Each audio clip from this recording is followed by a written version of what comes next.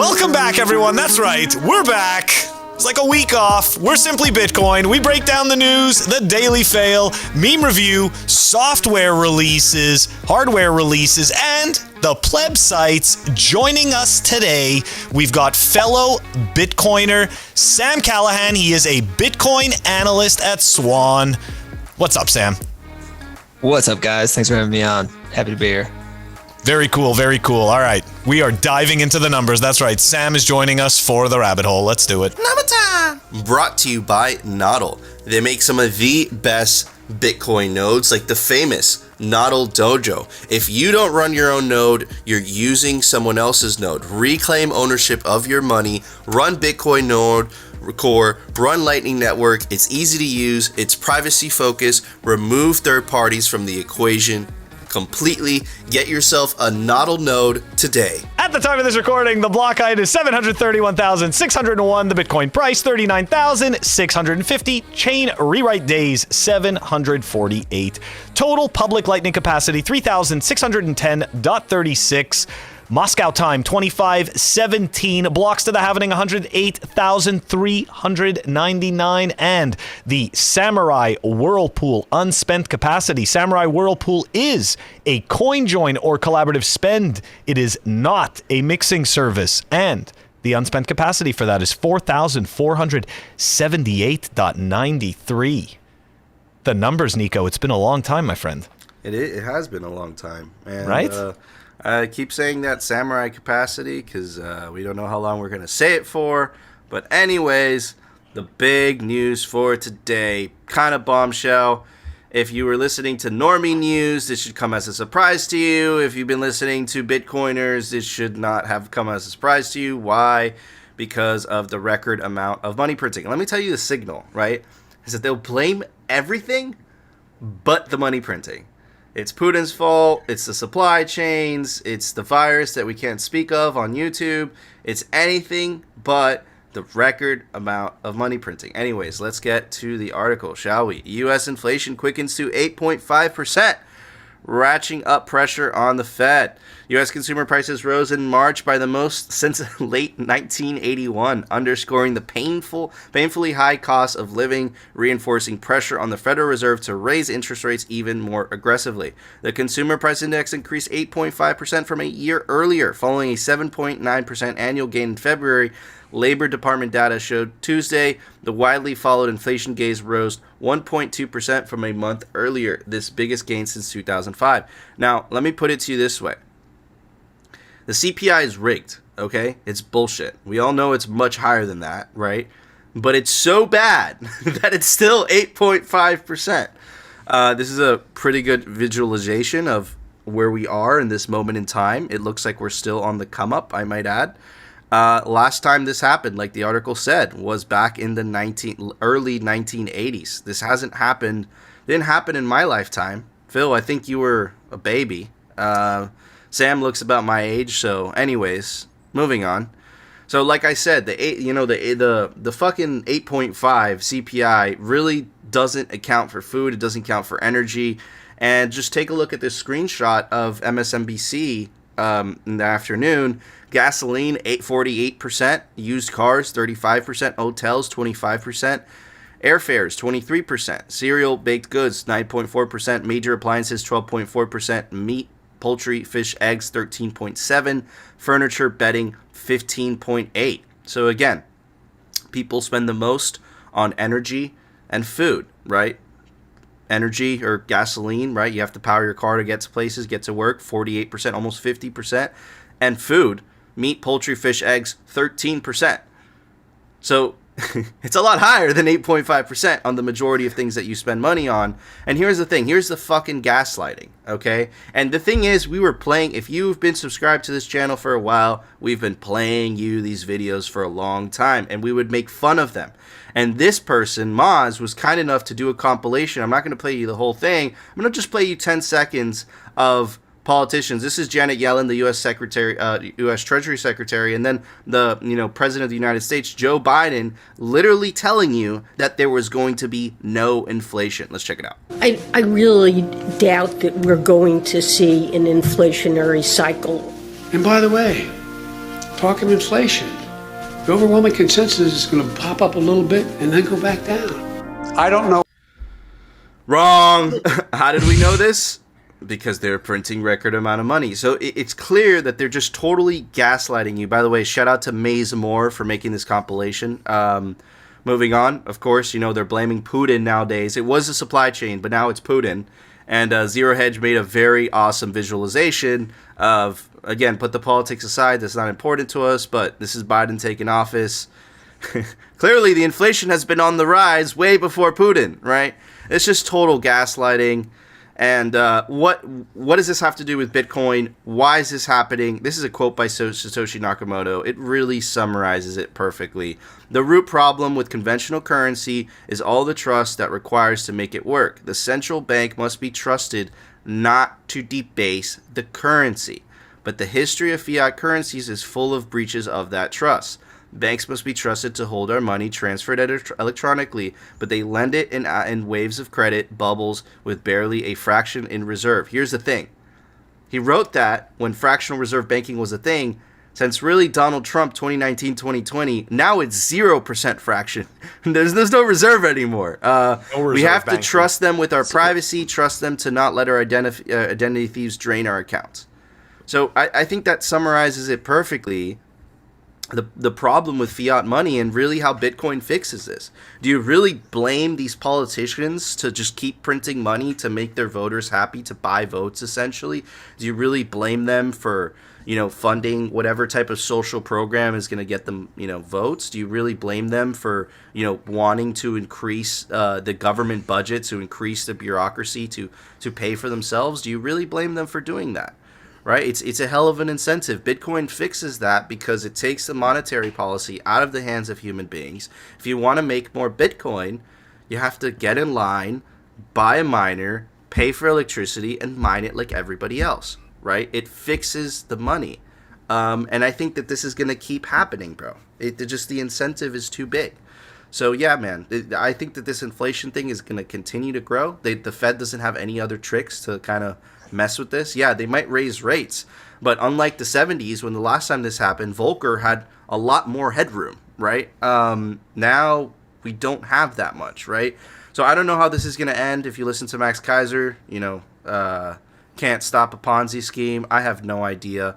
The reason I don't give a shit is because I have Bitcoin, something that can't be debased. Anyways, Sam, what are your thoughts on this fucking clown world shit?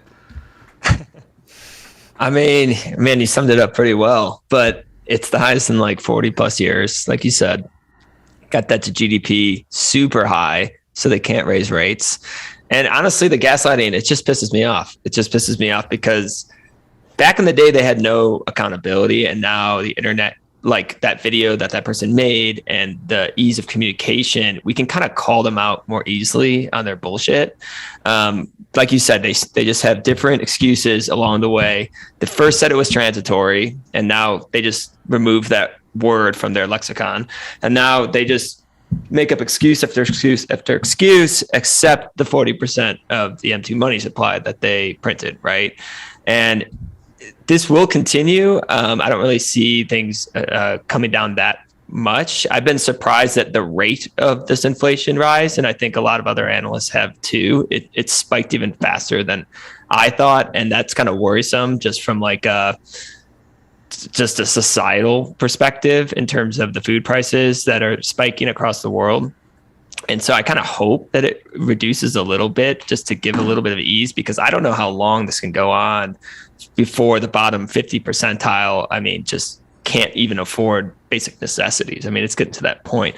And then the CPI is just completely crap because, if you look at even just rent, like rent is completely understated in the CPI. For anybody that's not like wealthy, rent makes up a big portion of their monthly expenses. That just makes common sense, right? And rent.com recently said that a one bedroom was up about 24% year over year. And the CPI just said it's up 5%, right? The shelter component is up 5%. So there's just huge disconnect. If you use like the shadow stats, methodology from the 80s, it's upwards of 17%. I think it's in the 20%, like 20% right now. And when you look at food prices spiking, it's concerning, man. It's concerning. And then you just have gaslighting. So part of me feels like they're just all talk. They don't actually want to fix the inflation because of the debt to GDP is so high. It's like that playbook that's in an IMF paper where it's the liquidation of sovereign debt. So when you let the inflation run high, that kind of just melts the debt over time. And they're trying to do that while keeping everything together. And they're all talk saying that they're going to, fight inflation this way. They're even bringing up price controls right now, which is just so dumb. It's bananas, and we all know that price controls don't work. But again, it goes back to the incentives. They're not incentivized to stop money printing, which is what is actually going to stop inflation. But if they stop money printing, they're really going to hurt the economy, right? Which means less votes for them.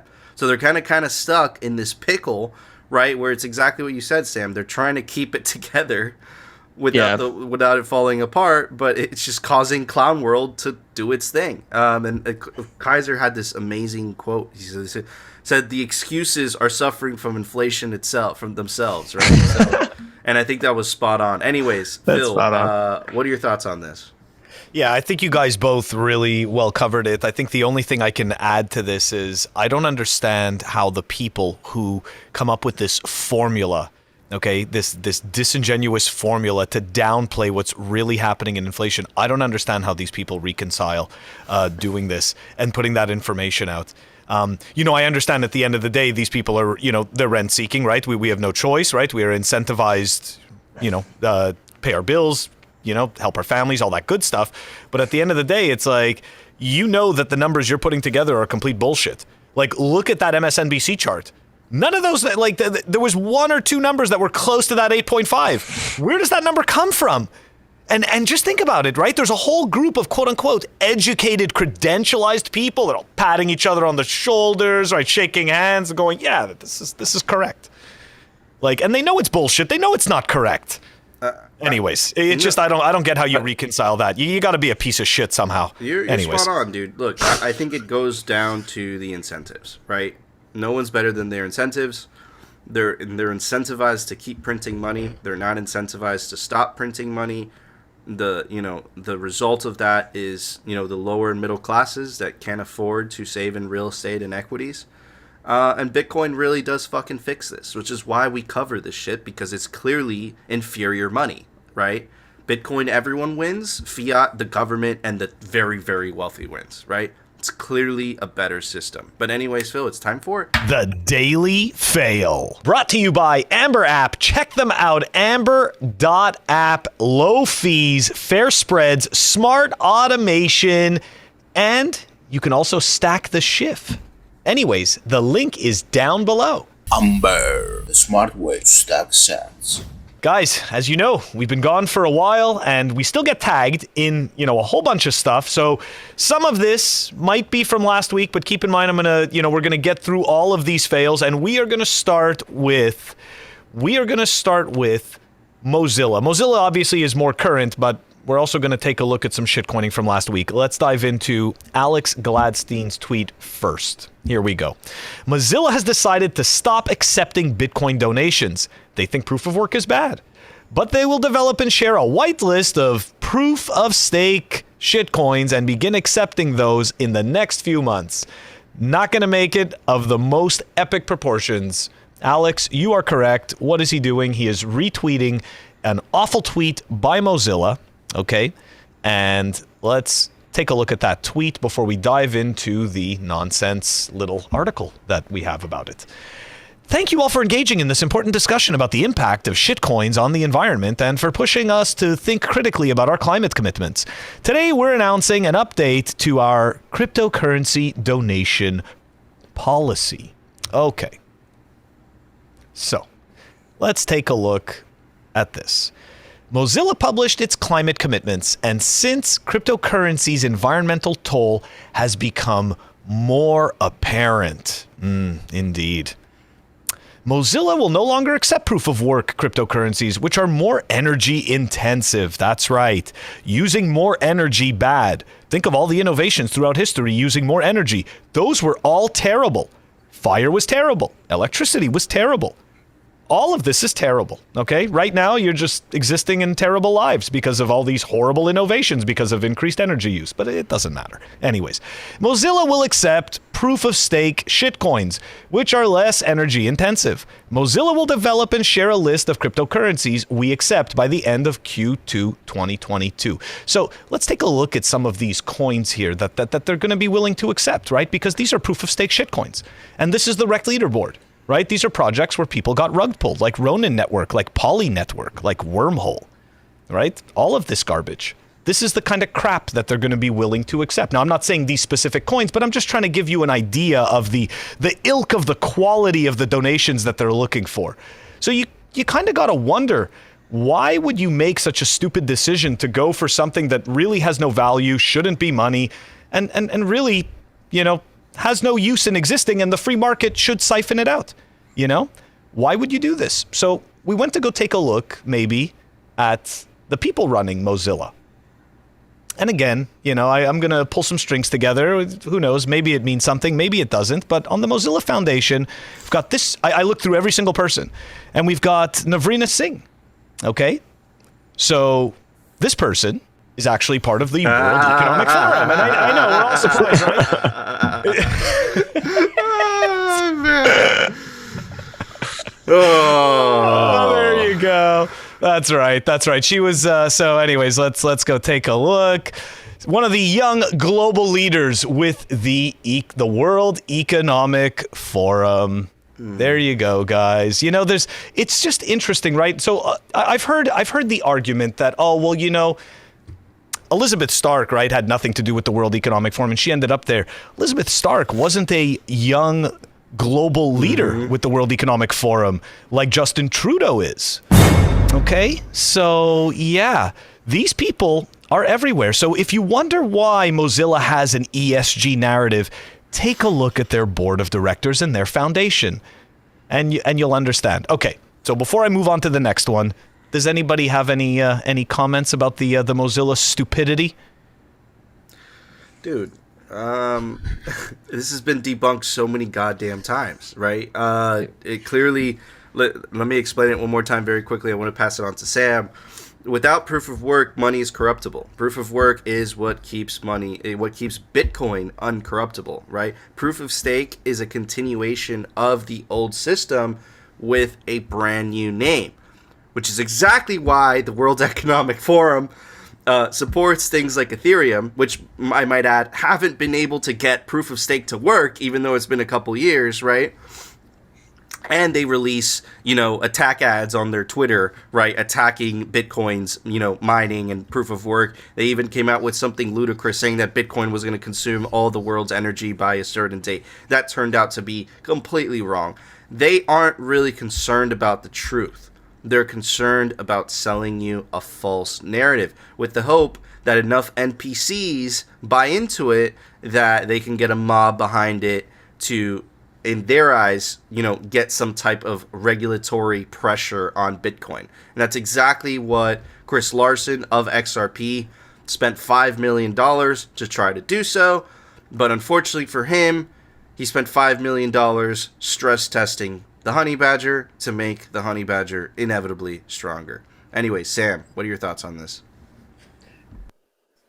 Yeah, man, it's the same. It's the Bitcoin versus ESG. It's basically permeated the whole conference, that topic, and it's disingenuous because not factual, like straight up. I think it shows a misunderstanding of Bitcoin and energy. And then ESG is being used to control from these organizations, these large, powerful organizations like the World Economic Forum, who try to influence companies and what they do based on these things that they just create out of nowhere. Like, we're going to do ESG now, and there's no defined definitions of like what that actually means. And for me, proof of stake is just the same thing, like you said, that we already have that can be controlled, which is why they like it. And it's an attack on Bitcoin. It's an attack on proof of work. And for me, like, proof of stake is just trying to recreate like the perfect fairness of proof of work. It's basically trying to make like a artificial consensus mechanism that tries to recreate the fairness that is the energy of proof of work. And so it's just inferior from the get-go. It's a less secure consensus mechanism. And so it's just all bullshit, to be honest with you. 100%. Totally 100%. agreed. Phil, Slade, another one. Metaphorically. Yeah, Mozilla. Metaphorically. Metaphorically. Yeah, Mozilla. No violence, okay? No violence. It's a metaphorical slang. Anyways, Phil, what's the next one? All right, guys. So this is the one from last week that we got tagged in. So we're going to go back in history a little bit before we get a little more current tomorrow. Let's dive into this here.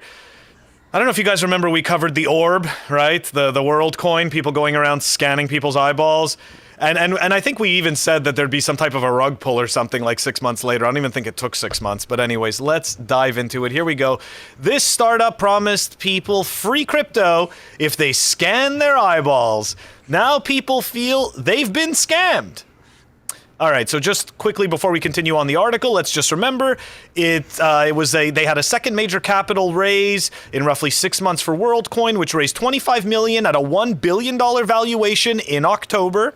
Okay, that was with A16Z, Coinbase Ventures, Digital Currency Group were among the investors, which also included angel investors Sam Bankman-Fried, who is the founder of FTX Exchange, right? All these shitcoin exchanges, they totally love creating liquidity out of your hard-earned money. Mm-hmm. They love that stuff. Okay, anyways, so just a little background there on the amount of money that they earn, the amount of money that they raised, and more importantly, you can see the shitcoin houses that help them out, right? A16Z and Coinbase Ventures.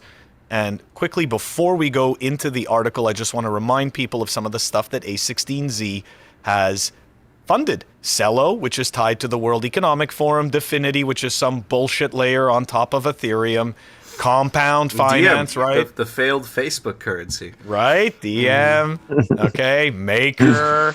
Oh, look, OpenSea, and everyone's favorite that never seems to work, Solana. Okay, anyway, so you can see this is a regular shitcoin house, and they absolutely love to fund everything but Bitcoin. Anyways, let's continue on to what the hell happened at Worldcoin. So Worldcoin promised to jumpstart the global crypto revolution with an audacious plan to give out digital money to all 7.9 billion people on Earth to spread its crypto gospel across the planet. Worldcoin recruited a corps of orb operators whose job it was to scan people's irises.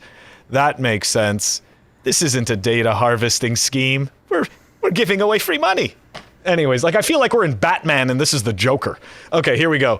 Where he was giving away all that free money and then everyone died in the street. Yeah, the 80s. Okay, so the currency has not yet been launched. Worldcoin is already wrestling with a host of problems, from managing angry orb operators to concerns that the company is using its cryptocurrency as a way to amass millions of biometrics and perfect a new kind of authentication technology for the blockchain era. Users from around the world, especially in Africa and Asia, have sent hundreds of outraged messages to orb operators demanding the money they were promised.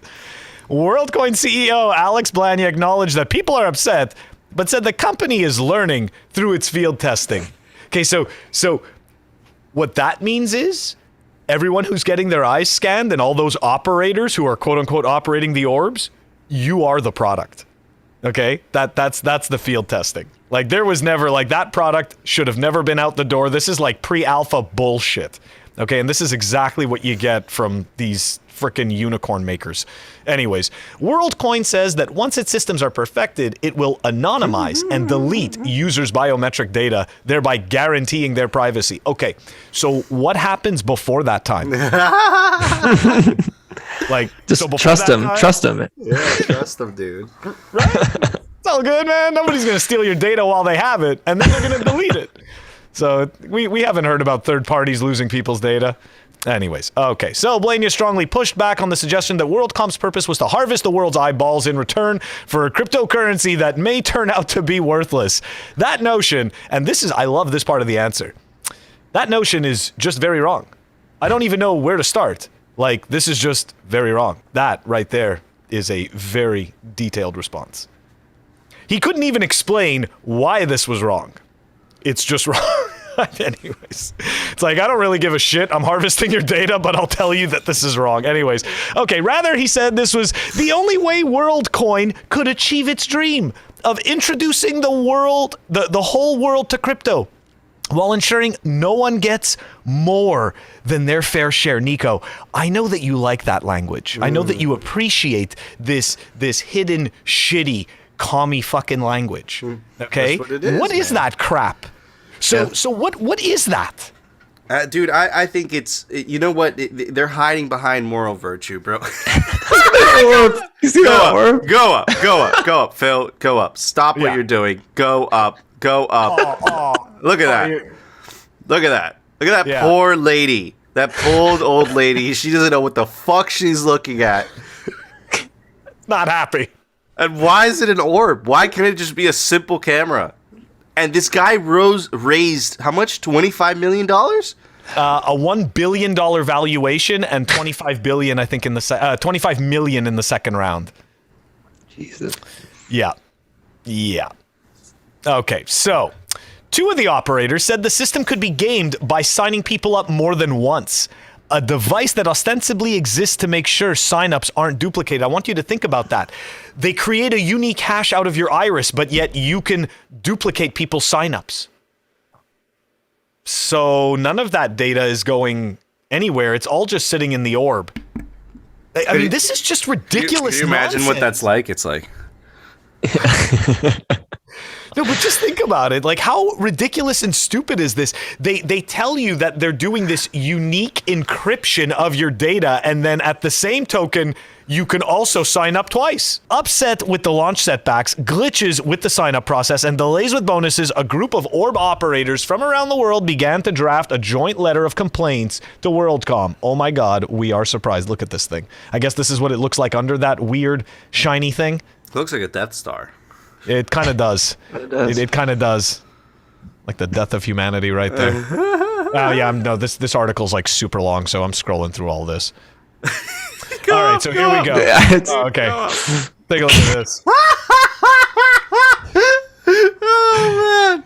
Look at the look on her face, though. The look on her face says it all. What is happening here? Why am I here? Do you see the lengths that people go through to try to convince you that Bitcoin isn't necessary? It's insane. It's freaking insane, dude. They're standing around with a weird ball that doesn't work, that scans your eyeballs and steals your biometric data to convince you out of sound money. Yeah. Okay? And to convince you that their system... Their system is fair. Anyways, okay. On January 28th, Nageswaran, Worldcoin's head of growth, shared a disappointing announcement. And that's January 28th of 2022. With the increasingly frazzled operators, Worldcoin's launch had been pushed back once more to give the company time to deploy more orbs, make some of its technology open source, and stop storing users' biometric data. But they just said before that the data was safe and that they were going to delete it because privacy. Anyways, I guess that's just how it works, right? You say one thing in one part of the article, you say another. It doesn't matter. So this is one of the operators who started to have a guilty conscience. One former operator said in an interview, "You're supposed to tell people what they want to hear, not the truth. And to this day, I still feel bad. People may never receive the money they were promised. We make no warranty that we will be successful in launching Worldcoin network or issuing WLD tokens," says a contract distributors must sign before receiving the orb. So they have to tell the end users that they're going to get money, but these people sign a document when they receive the orb stating that they know that this may go straight to zero. I want you guys to think about this, okay? These are the lengths that people are going to convince you out of Bitcoin. We have random people walking around with a giant reflective ball scanning eyeballs to give you, quote unquote, free money. This is the timeline we're in, Nico. No, and to make sure that you get your fair share of the free money as well. How could I forget that? How could I forget that? Fair share, Nico. I think you fucking nailed it. I don't have anything more to add to that. That was just... Buy Bitcoin. You don't have to scan your goddamn eyeball. Like, that's it. That's it. Like, it's just crazy, man. It's crazy that they raised one... And that's some fiat shit that they raised that money, right? Anyways, Sam, what are your thoughts on this? Same. I'm like baffled by the valuation and like this failed. I mean, how many months did it take for this thing to like just blow up? Like 3 months or something? I feel like it was just like yesterday. But who in their right mind would think this was a good idea? Like, please take my eyeballs and I trust you, and then give me the free money that you just print out of nowhere. Like, and the Sam Altman guy, it's just an ego thing. Like it's like, I'm here to, they can't humble themselves and just, bend the knee to Bitcoin, say, I can't control this thing. They're like, oh, I'm a successful entrepreneur. I'm a Y Combinator guy. I have all the connections with VCs. I'm going to create a better Bitcoin. Mm-hmm. And it's like the same shit, except it's the worst fucking idea I've ever heard in my life. And it's not surprising to me that like BuzzFeed breaks the news that this thing's just a mess like 3 months later. So I completely agree. And I think that's exactly what happened to Elon Musk and Doge. That's what happened with Sam Altman. They can't stand the fact that in Bitcoin, they are like everybody else. And you must get in line, just like Michael Saylor, and buy Bitcoin just like everybody else. And they can't stand that fact, right? So they try to create their own fucking monstrosity, and it leads to fucking disaster, right? Every single time. And this is just another example of that. So, yeah, man. Like we always say, Bitcoin shines a light of truth on everything. But anyways, Phil, it's time for the Daily Meme Review. Brought to you by Citadel 21. They are the best Bitcoin cultural zine. It's stories, articles, comics by toxic Bitcoiners. Every volume is different artwork. Artwork is always made by Bitcoiners, and they're scarce. There's only 1,000 physical copies made per volume. Get your print of Citadel 21 today before they run out. All right, first meme for today is brought to us by Bitcoin is saving. It's really bad for the environment. Crypto, NFTs, Web3, Doge, shitcoins, Bitcoin. Oh man, it's a good one. It's a good one. The New York Post thing that we're gonna cover. They're on the rock. Okay, next one. By Taliban Bitcoin. Let's rip. I have a few. I'm gonna take credit that I think I inspired this account to take his name. This is what I think Gigglesmer had, or somebody had. One of the plebs had the Taliban thing. I don't know. They changed it for like momentarily, and then I wrote it in Citadel 21. I think this guy got inspired. Because I said, Bitcoin, Taliban. Anyways, Taliban, Bitcoin. Let's rip the veil off. Taliban guy, XRP. Dude, okay, check this out. XRP is connected to the World Economic Forum. Ethereum is connected to the World Economic Forum. Cello. Come on. Bitcoin. Sam Altman. We covered Sam Altman. to the World Economic Forum. Mozilla. Dude, it's so crazy. Okay, anyways, by Toxicat. Why we're not on the Kardashev scale yet? Do you think people are ready to initiate contract with us? Let's look at their interests. Vitalik. Is that a JPEG of a salmon? They still think energy money isn't good enough. Yeah, you're right. They're not ready. All right. Bitcoin, Sama, USD Empire, debt, inflation, corruption, violence. Oh, that is a really good one. I love that template too. By the legendary Spinte, the government is racist and corrupt. They're in bed with billionaires and corporations. So we should tax billionaires and corporations and give that money to the government. All right, moving on to the next one. By Brecky. Let's check it out.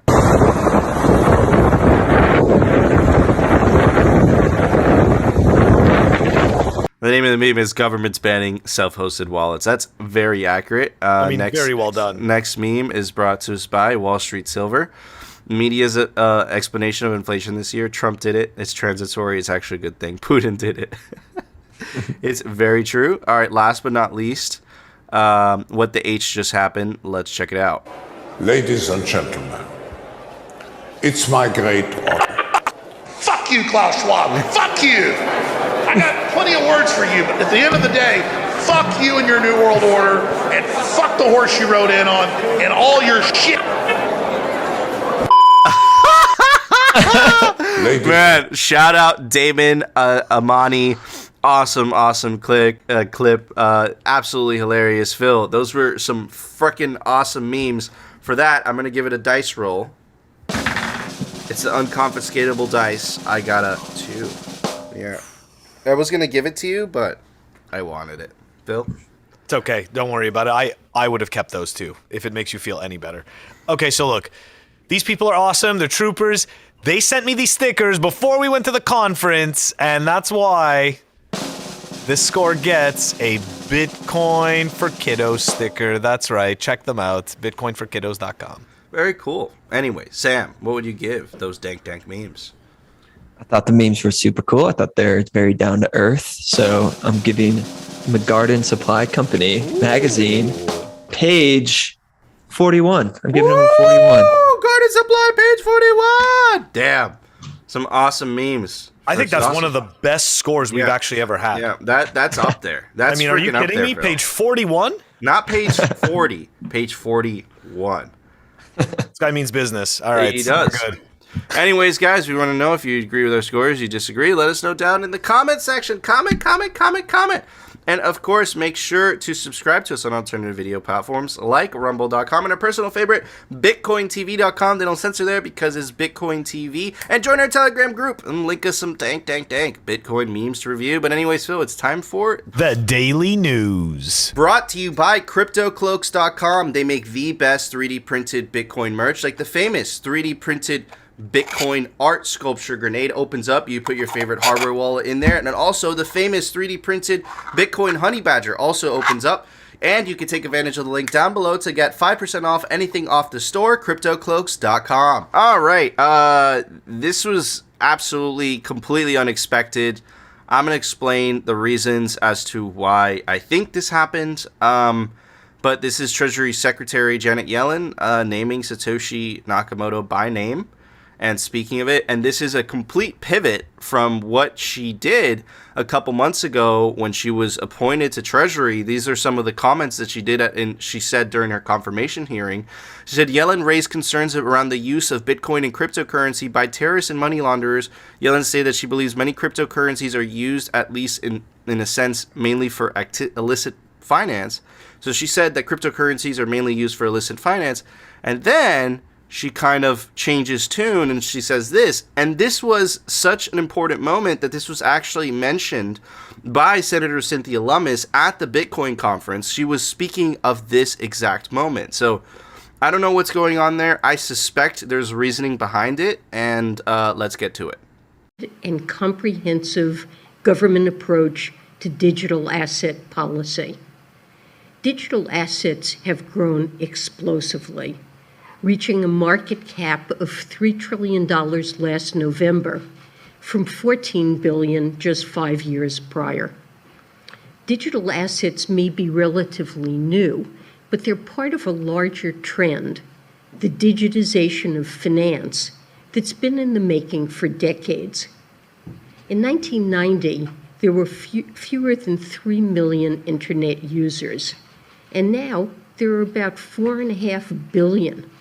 And we take for granted that many aspects of our financial lives can be managed from small internet-connected devices that fit into the palms of our hands. This growth in digital services has opened up a world of possibilities and risks that would have seemed fantastical only a few decades ago. Financial services, along with most industries, have evolved in response to exponential advances in computing power and connectivity. Most recently, new technology has raised the possibility of reduced reliance on centralized intermediaries like banks and credit card companies. In 2008, a person or group of people using the pseudonym Satoshi Nakamoto proposed a decentralized peer-to-peer system for making and processing payments. A key challenge in digital payments is to prevent the same assets from being spent twice. The Bitcoin white paper proposed a novel method for validating transactions using cryptography that addressed the so-called double spend problem. This and other innovations related to distributed ledger technology are the foundation for blockchain-based digital assets. Okay, so absolutely goddamn historic. Let me kind of show you what I think this is caused by. This is the 5 stages of grief. This is denial, this is anger, this is bargaining, this is depression, this is acceptance. Governments are right here right now in the bargaining stage, right? in the kind of this stage right here. Now, here's the thing, right? So we went from mainly used for illicit finance. Why is this happening? Why is Janet Yellen changing tune? Look, I have suspicions, right? First, this is an article from the Wall Street Journal. Bank deposits could drop for the first time since World War II. Where else would people put their money, right? Now let's pay attention to how many people own, cryptocurrencies, Bitcoin in the U.S., right? Numbers from the NYDIG, right? That is the company that did the whole Bitcoin for institutions when Michael Saylor did his presentation. Group in 2021 found that about 22% of the U.S. adult population, or roughly 46 million Americans, own Bitcoin, right? So think about it. That's a very, very large voting bloc. And essentially, Janet Yellen's posture was what these people were doing was basically illegal, right? So she's changing tune a little bit. So just kind of have that in your mind, right? Decrease in bank deposits, even though it's too early to tell, right? You have a big chunk of the U.S. holding Bitcoin or buying Bitcoin, specifically Bitcoin. Doesn't say crypto in this. And now what is the situation of the U.S., right? Because they kind of have to try to stem the flow, right? How do you stem the flow of people getting out of, fiat currencies? You kind of build your own type of cryptocurrency, but it looks like they're many years away, right? Crypto like digital dollar, at least several years away, Janet Yellen says. Article goes on to say, I can't tell you what conclusions we will reach, but we must be clear that issuing a central bank digital currency would likely present a major design engineering challenge that would require years of development, not months. If it takes years for the U.S. government to develop a CBDC, they're fucked. And I think they're starting to notice that. So what is the move and what is the thing that they can regulate? And we've always said this term. We said that governments are going to go after the lowest hanging fruit. Anything that is not sufficiently decentralized, right? The government could metaphorically cut the head off of that. So what are they going to try to do? Go after stablecoins, because the thing about stablecoins is that they give the illusion that they are uncensorable, they're unconfiscatable, like Bitcoin is, but in reality, even Tether could freeze your USDT. And that's exactly why the US government is gearing up to try to regulate it. And before I get to this article, that's exactly what Cynthia Lummis said at the Bitcoin conference. She said specifically the U.S. government doesn't want to release. A lot of people in the Senate aren't completely on board with central bank digital currencies because of the privacy implications, because of the censorship implications. So this article goes on to say, Washington debates cryptocurrency rules with sights set on stablecoins. As Washington attempts to get its arms around the rapidly growing cryptocurrency industry, that first line should tell you everything you need to know. And this goes back to what I was saying, that they're in the bargaining phase. But remember what we always advocate on the show. We are living through the separation of money and state. Period. It's not the separation of money and state, kind of. It's the separation of money and state, period. So they're in the bargaining phase right now. And as they get pressed more and more into a corner, like a fucking trapped animal, that's when they'll become more vicious. That hasn't happened yet. And only Bitcoin will be able to protect you when that does inevitably happen. Policymakers in the Biden administration on Capitol Hill have identified stablecoins as an initial target for tighter regulations. Anyways, I'm going to read you this passage. It's from Matt Odell. He tweeted it today. It's a passage from a very, very awesome book that I recommend every Bitcoiner must read. It's called The Sovereign Individual. And I think it perfectly summarizes what exactly is happening here. Anyways, it goes on to say, with the speed of change outracing the moral and economic capacity of many in living generations to adapt, you could expect to see a fierce and indigent resistance to the information revolution, notwithstanding its great promise to liberate the future. The new information and communication technologies are more subversive of the modern state than any political threat to its prominence since Columbus sailed. This is important because those in power have seldom reacted peacefully to developments that undermine their authority. We expect it to be a time of great danger and great reward, and a time of much diminished civility in some realms and unprecedented scope in others. Increasingly, autonomous individuals and bankrupt and desperate governments will confront one another across a new divide. So, kind of put together everything that we've covered on this show, right?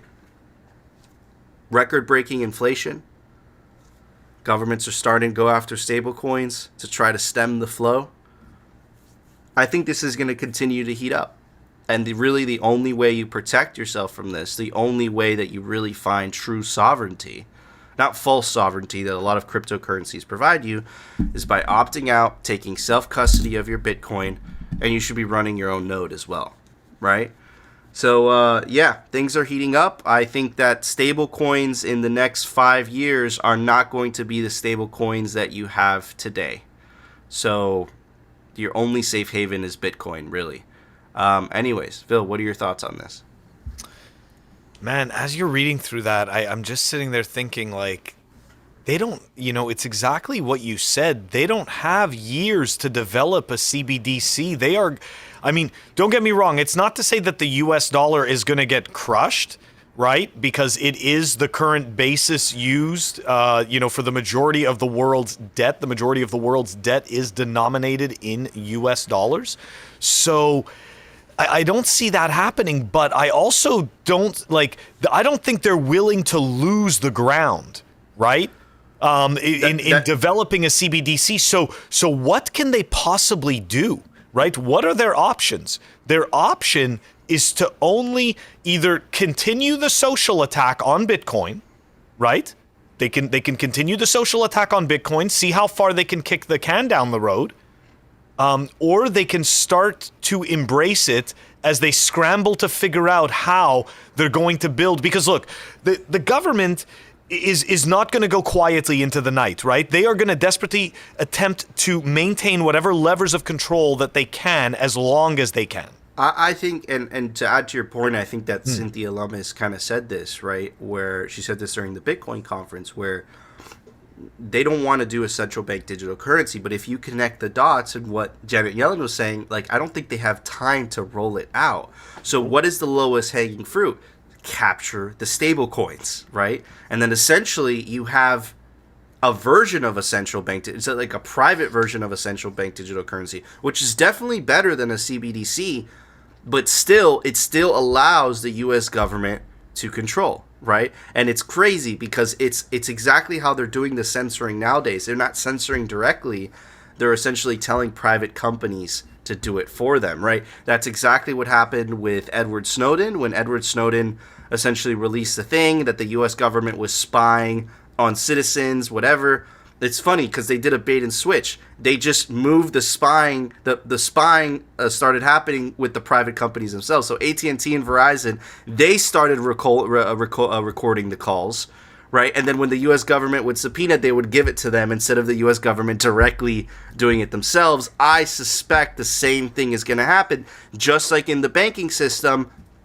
The banking system has a compliance system, right? In Canada, for example, when they started censoring the protesters, it wasn't the government directly censoring them. They went to the banks and they said, "Hey, could you censor those protesters in the bouncy castles?" Right? So I suspect that the same path is going to happen through stablecoins. And all of this, where you're seeing this in countries that are cut off from the U.S. financial system, where they're using stablecoins to receive money from overseas, I suspect that will be cut off.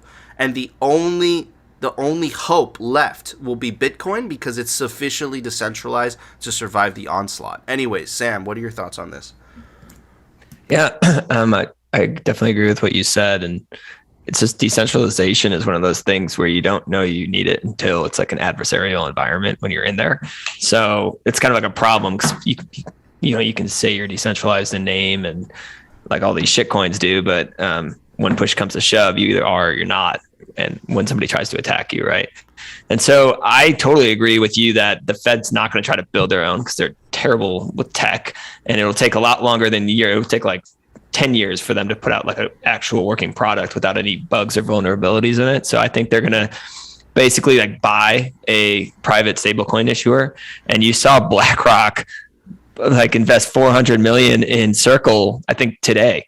And so BlackRock's seeing the writing on the wall. BlackRock's coming in there. They're like, yo, we know exactly what's going to happen. We're getting our tentacles in here in Circle now, because Circle's probably the best position. They've been very highly regulated stablecoin issuer from the get-go. So I see that as the most possible, like plausible solution. And I think the social attacks on Bitcoin's energy usage and its volatility is going to increase. And maybe they'll try to like incentivize use of their CBDC / stablecoin, whatever they want to call it. I don't know, by like offering incentives on like tax breaks or anything to like try to get people to buy their shitcoin instead of Bitcoin, because, you know, Bitcoin wins out on its monetary property. So they have to basically incentivize some other way, like, hey, you can eat extra meat this month or something. Like, I don't know what they're going to do, but that's kind of what I see happening. If you behave, you can get a portion of meat this month. But yeah, dude, it's just yeah. it's absolutely. So yeah, man. Yeah, go ahead, Sam. Sorry, you can go on. No, it's absolutely crazy. This is going to continue to heat up, like we said. I think it's promising that Yellen essentially kind of changed her tune. But again, don't get too excited. There's a reason they're doing that. And again, I think it's because they're not fully prepared and they don't have the political support to perhaps roll out a CBDC. But like I said, they're in the bargaining stage. So what they're going to try to do is essentially make the stablecoin an extension of the existing exclusionary financial system that we have today. But anyways, Phil, yeah. It wasn't. Go ahead, Sam. No, can I just have one more thing? I just think... I just think like, yeah, I don't think Jenny Yellen, she might look like a nice grandma, but she has definitely ulterior motives going on here. But I do think that's the first time she said the word Bitcoin. That's why I was like, usually it's like digital assets or crypto. I think that's like the first time she said it. And it seems like from the Biden executive order, where he like told everyone to basically research this stuff. I think that was like 3 weeks ago or something. But we can expect like more education to come through, and these politicians are going to start to become a little more educated on the entire space. And so I think that's starting to like permeate, and at least they're finally starting to actually run the numbers a little bit, and maybe they're going to get a little scared when they start doing that. But absolutely, man, I completely agree. They're definitely in the bargaining stage. But anyways, Phil, there was an open source software release today.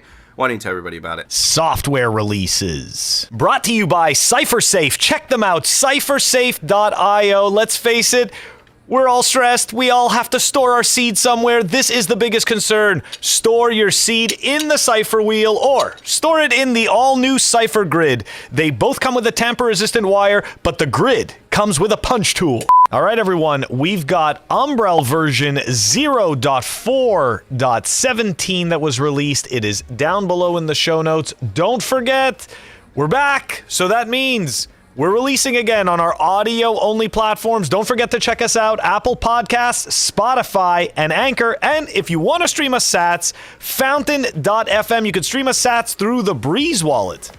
Awesome. Thank you, Phil. All right, guys, before we go, I want to give a very special shout out to our clothing sponsor. Me and Phil wear the hoodies every single episode. RepresentLTD.com. They make awesome hoodies, and you can take advantage of the link down below to get 15% off anything off the rephard.com store. I also want to give a very special shout out to our awesome guests. You can give him a follow on Twitter at Sam Callahan. He is the Bitcoin analyst at Swan Bitcoin. At Simply Bitcoin, we're huge supporters of Swan Bitcoin. Go sign up today, swanbitcoin.com/simplybitcoin. Anyways, guys, that was our show. If you enjoyed the show, you want to smash that like button. And of course, if you want to continue hearing the Bitcoin news from the Bleed Pleb perspective, definitely consider subscribing. And we'll see you tomorrow, guys, for a brand new episode. To quote our awesome guest, true decentralization, you don't know you need it until there's an adversarial environment.